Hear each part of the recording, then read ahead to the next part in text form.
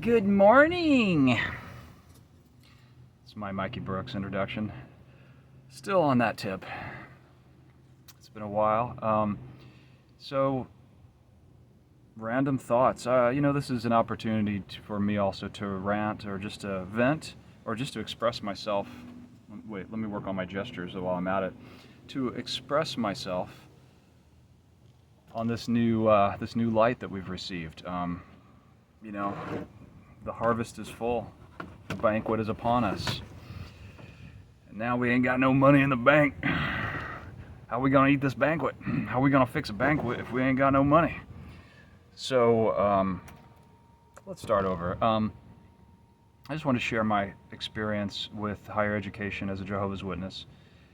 So I've been out of the religion for about 35 years. And I left the religion when I was 17.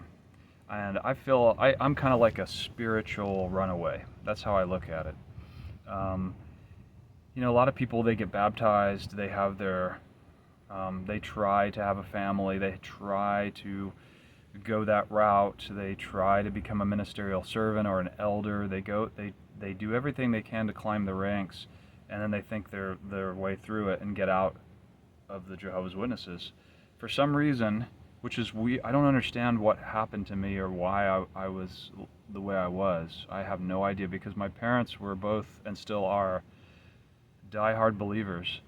And most of my family were strong believers at the time. My aunt, my grandmother, but I guess I did have other family members who weren't in the religion, who were kind of faded out. One of my aunts faded, and I believe my cousin got disfellowshipped at some point. Anyway, but so yeah, maybe there was a little bit of enough influence. Who knows? But when it was 1992 when I graduated high school, and I had already. But that last year of high school, I had already been gone. I had already stopped attending the Kingdom Halls, and to much anguish, obviously, my family were, they couldn't believe it. My mom kept repeating, I just can't believe you're doing this, and there was a lot of grief. There were a few sleepless nights on my part, and but the rewind a little bit before I was trying to get baptized, by the way. I was trying, but the elder that didn't accept me. I guess I wasn't putting enough time in, ironically. I was only probably putting in less, maybe 5 hours or less per month. I was, a spiritual slacker. So that, at the time in this particular congregation, that wasn't enough for them to admit me. I was not baptized worthy, they thought. I wasn't bath worthy, dunk worthy, whatever. So I couldn't be baptized, and I was angry. I had a strong anger streak. I still, struggle a little bit with anger and with resentment now, but at the time I slammed my book bag down when we got home, like right in the front yard. I was, because there was so much pressure for me to be what they wanted me to be and to be accepted. At 17, I remember I was even at the point where one of my good childhood friends, like I knew him, I'll just say, should I say his name? Nah, that's alright. Doesn't matter. There's an actor with the last name Eastwood. That doesn't give it away at all. But he was a good friend of mine. He was 3 years younger than me, and I remember him from like when he was in kindergarten, and I was, 3 years older, whatever, second grade, whatever. That's when we first met each other. They had just moved to the area. Anyway, so we were friends. We were childhood friends. We kind of drifted apart, came back together, whatever. And I remember at that point when I was 17, his dad didn't want me to associate with him. He would have been 14 or 15, whatever. Didn't want me to associate with him anymore until I got baptized. That's the level of pressure. Any Jehovah's Witness knows that. Just to conform, just to fit in. So I was angry about that too, because but at the same time I was starting to question that, like how I was just suddenly being treated like this pariah, like this outcast or a weird person, like kind of like in Inception when everybody, if you ever seen Inception, when they start to suspect something's wrong, any members of the dream, when they're having a dream, they all just kind of turn and look at that person, that the anomaly that's in the dream that's not supposed to be there, So it's kind of like how it is in the Jehovah's Witnesses, there's all eyes on you when they suspect that you're falling out of line. So I back to, let's see, where should I go with that? High school, yeah.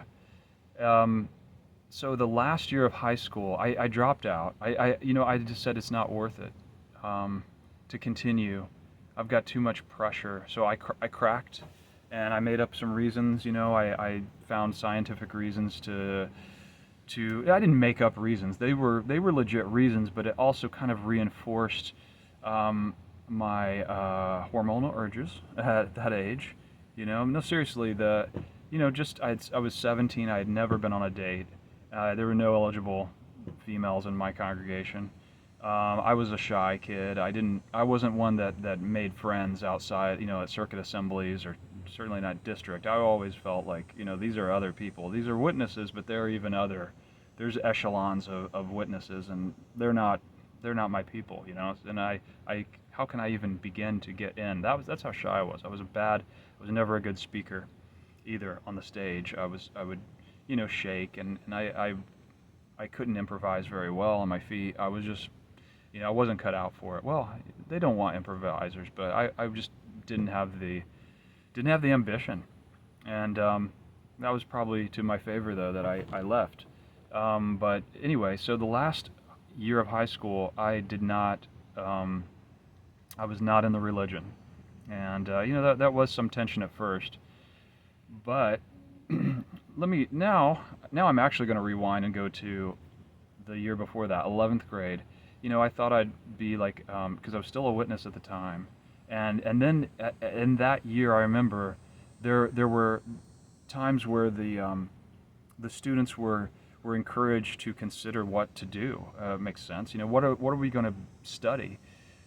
Back then, I think it probably would have been weird for many students to, go to college and change their major many times, and it was kind of encouraged to have at least an idea of what you wanted to do, of where you wanted to start, what your focus would be. So, but keep in mind, I'm still a witness, and I'm thinking, I've got to do something with my life.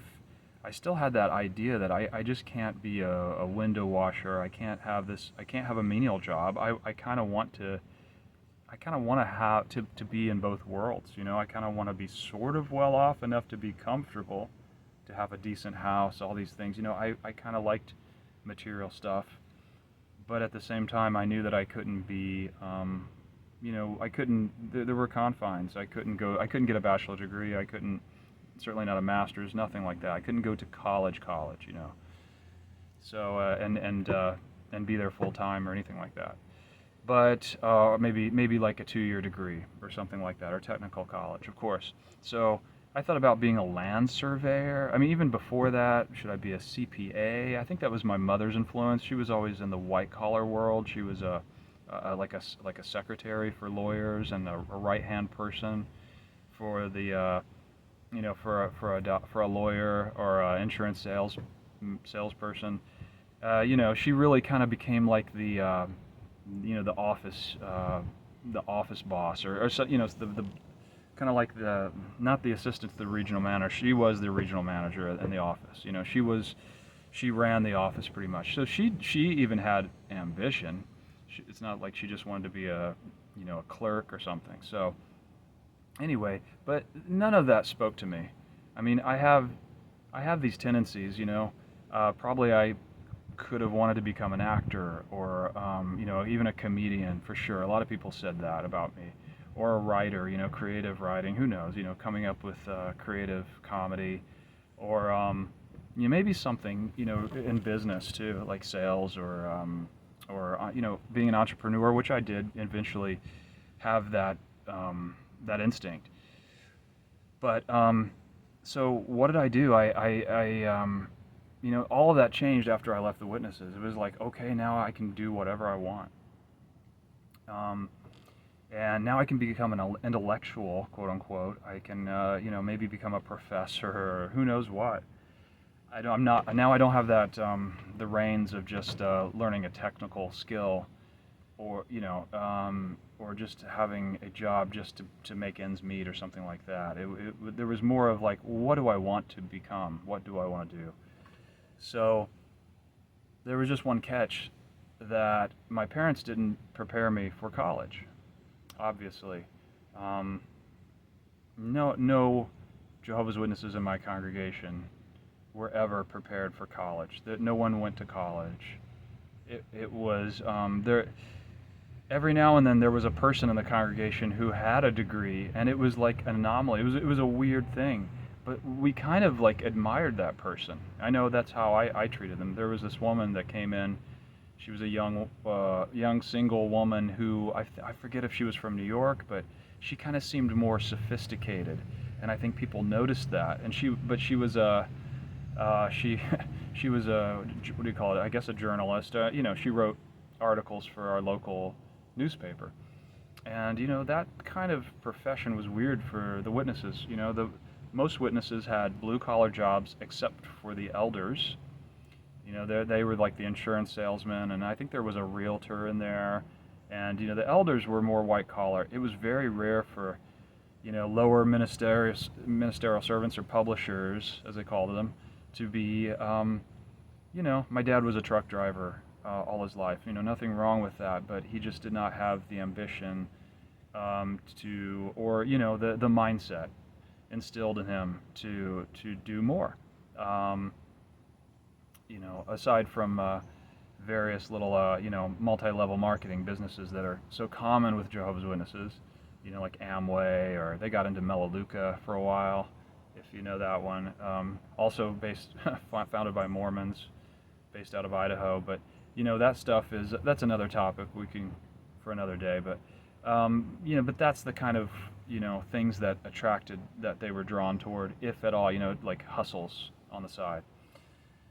So I just, not to make excuses for myself, but just to realize that I just did not have any emotional foundation. There was no groundwork laid for me to go to college. That's obvious. And yet I wanted to go.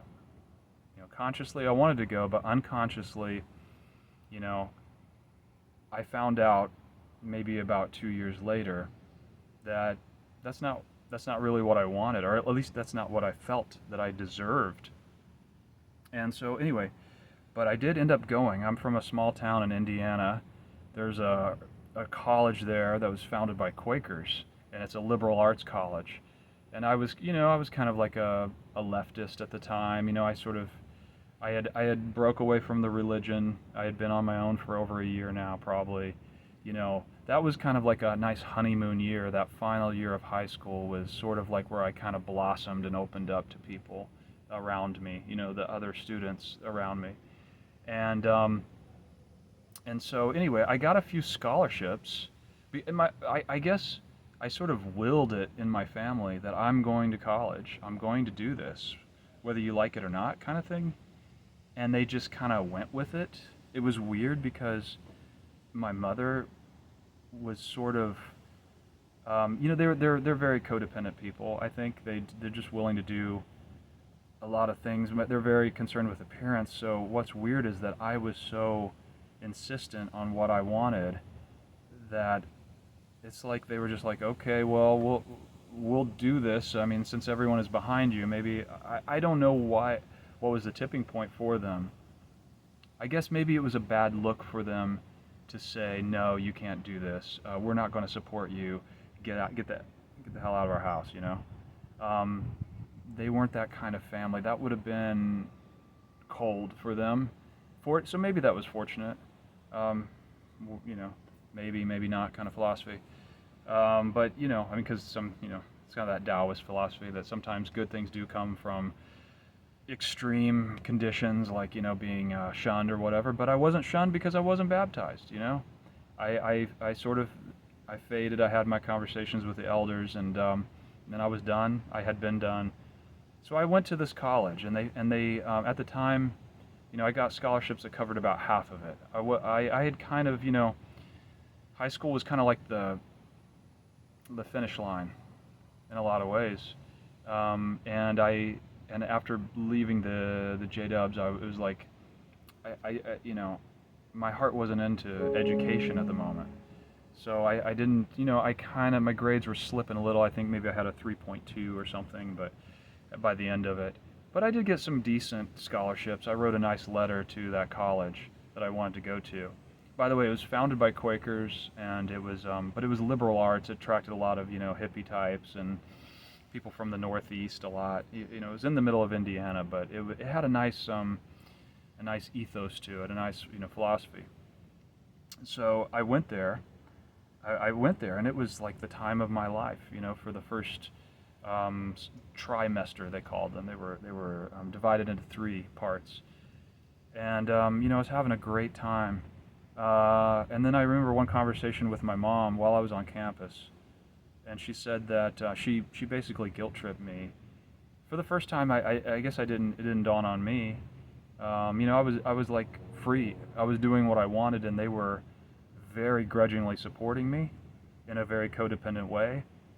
And so I didn't feel supported. And I remember a phone call where I was just shamed for going, and for more for the money though, because they hadn't prepared for it. And I think my mother is the type that if she would have had the money, she would have just done it. She would have just given it to me. But again, the mindset was never there for me to go in the first place. So I didn't feel supported by my parents.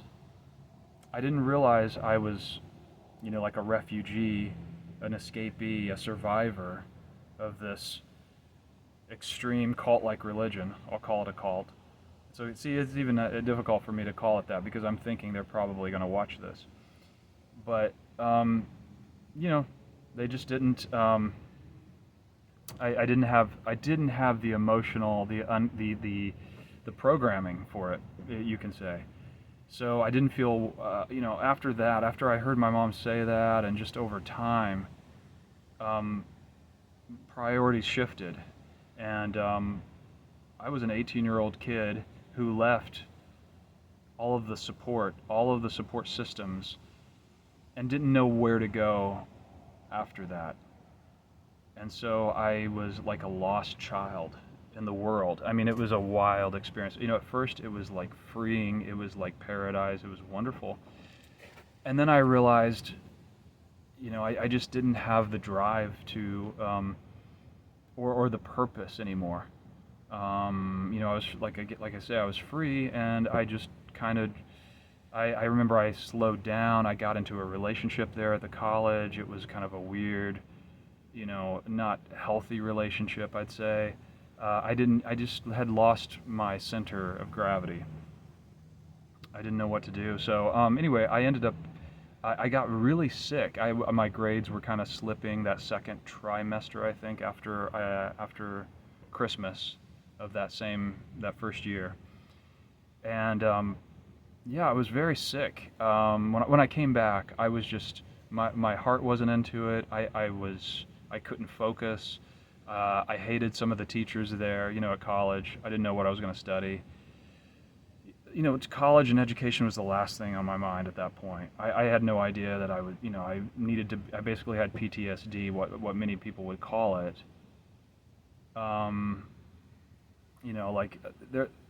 Because I think otherwise I would have had, I would just move forward in life. There would be a drive, and I didn't appreciate that at the time, like this moment in time, and how could I? It's not that I'm being hard on myself. I couldn't have known what the opportunity I was wasting, but I also couldn't have known just the level of trauma that I endured, and just how much I needed to be helped as a human being. I didn't reach out to people and just say, I'm failing. I don't feel like I belong here. Help, I don't even know why.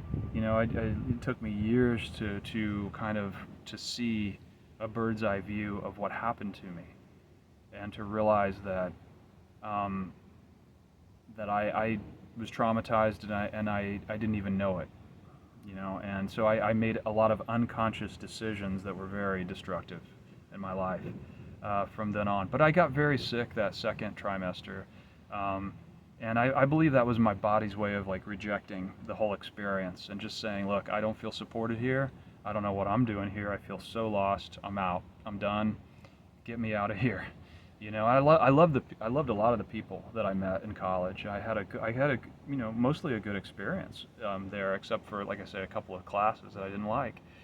But I kind of screwed off a little bit. I learned ultimate frisbee. It was a sport, and it became one of my favorite activities for like decades after that. I think the last I played it a couple years ago, and that was the last league. I was in summer league as a like a anyway. I'm 52 years old right now. I'll just say that. So yeah, I graduated in 92 in high school, and I made it less than a whole year. And yeah, it was obviously disappointing, and it took me a long time to realize, and let me think, and let me circle back. So, I was I got sick. I had pleurisy, which is like an inflammation of the lungs, and what else did I have? I think I had pneumonia, like a bad case of pneumonia. I'd never been that sick in my life, probably. And I went back with my parents, and they nursed me back to health. They took me to one of their homeopathic doctors, and apparently that helped me. They were all into that sort of thing. And okay, now here I was. I couldn't go back to college. I had blown that opportunity. They blew it for me, of course. But from my perspective at the time, it's like, wow, I really lost an opportunity. I can't go back now.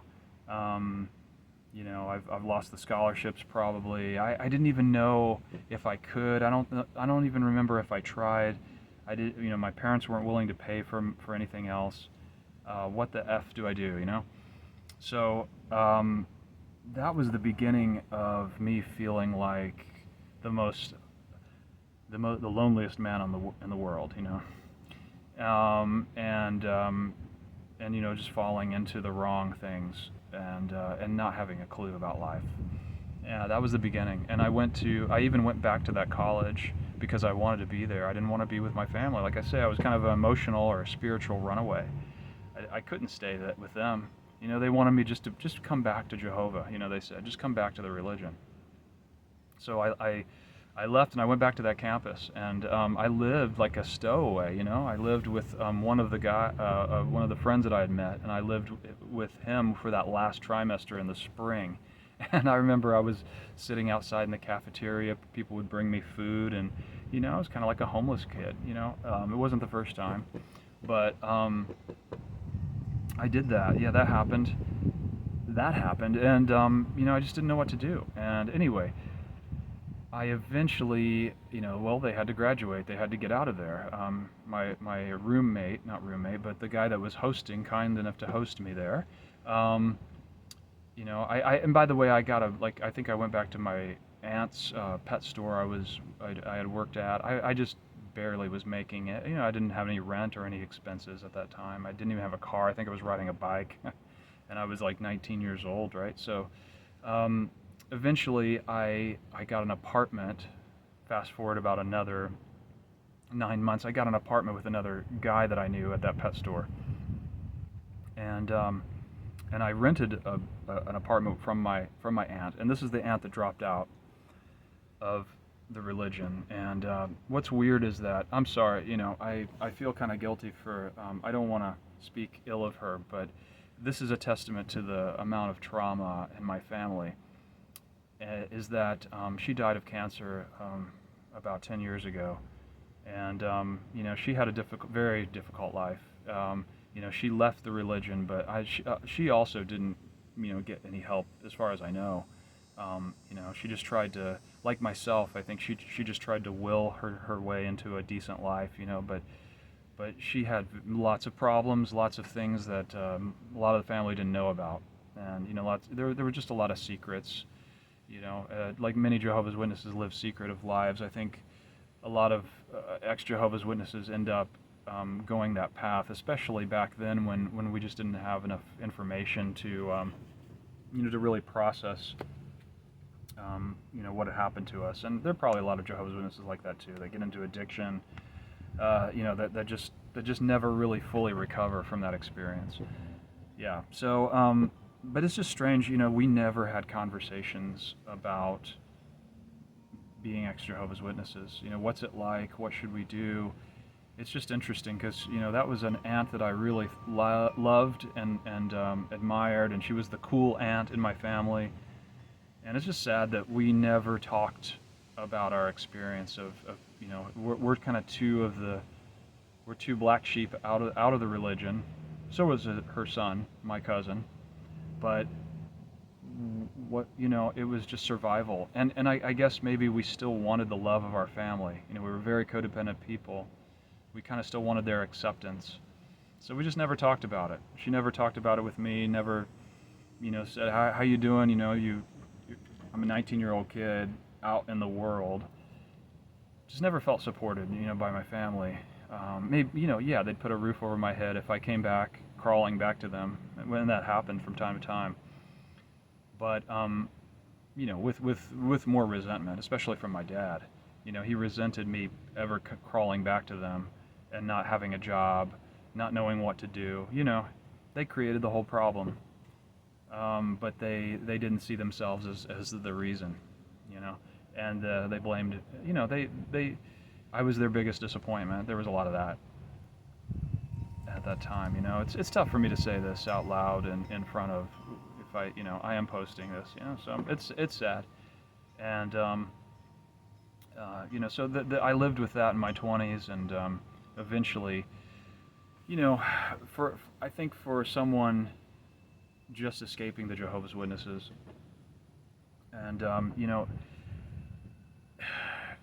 and everybody's case is different. I mean, there are people who end up going to college. There's so many stories of people going either as a Jehovah's Witness, or they get out and they follow their dreams, and they seem to put their lives back together. They have a family, they have children, and they make it through. Maybe they're more social. Maybe they have a network. They learned, they had, they felt like someone was on their side, that could help them, process things.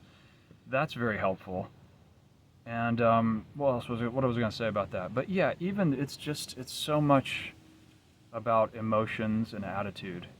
As far as like, you can go to college, but you can study the wrong thing. Although I think that's another subject. College is probably beneficial for many people. Getting into debt, $200,000 or something is a huge risk, and I don't think that's worth it. But I think for me, at least, it's all about lifestyle and what am I worth? What is how much do I value myself?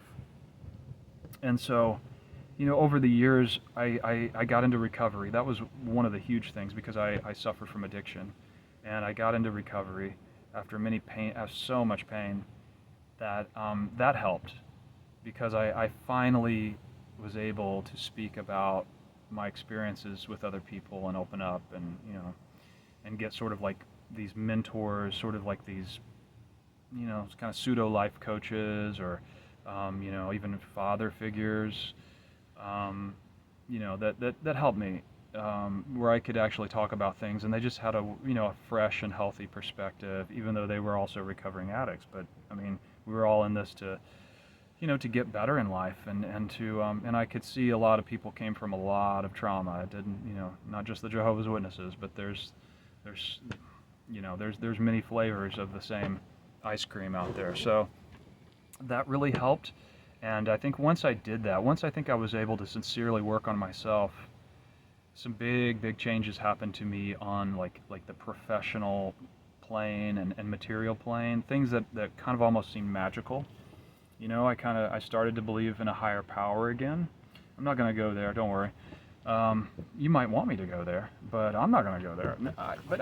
We can in a future thing. But the point is I just started to believe in something other than just my own insanity and I was able to surrender some of that insanity and just kind of let the forces of life work in my favor instead of against me. And because I thought, coming from that religion, I really felt like everything was against me, and it was me against the world. I was Tupac without the rhymes. I was Tupac without a lot of things. But hey, Tupac was. I had redeeming qualities, and I was able to discover some of those over time, but it took time. But anyway, my point is just like it just takes a lot of reprogramming of the mind and the emotions, and a lot of awareness. I've learned about meditation over the years, and just to realize when I'm treating myself cruelly, when I'm working too hard, because that's such a thing, working too hard to try to make things happen in my life. Maybe I can even allow good things into my life. And so there's some of that pseudo-spiritual kind of stuff that I've adopted. But I think that's really helped me because I never had that. Like I was just thinking even in other religions, and also in my recovery group, like people talk about, their higher power wants them to be successful in life. And I think that would have been a great God to have been worshiping, is a God that actually wants me to be materially successful, as well as healthy mentally and emotionally, and have a family and all that. And why not have it all? Why be this kind of like live like this monk, or this just a slave that carries a rock up the hill indefinitely? And that's what it felt like with the JW. So, yeah, there's lots of resources out there for that. But for me, that's really the foundation, is the mental, emotional. What kind of program do I have, in life? Because, like I say, I had the opportunity at 19 years old. I was there in college, but as you can see from the story, probably, that there was no support, and I didn't know how to be supported. I didn't know how to be vulnerable and ask for help. I didn't even know what I was going through. I certainly didn't have the mindset or the belief system that would have supported me going through that process of going to college.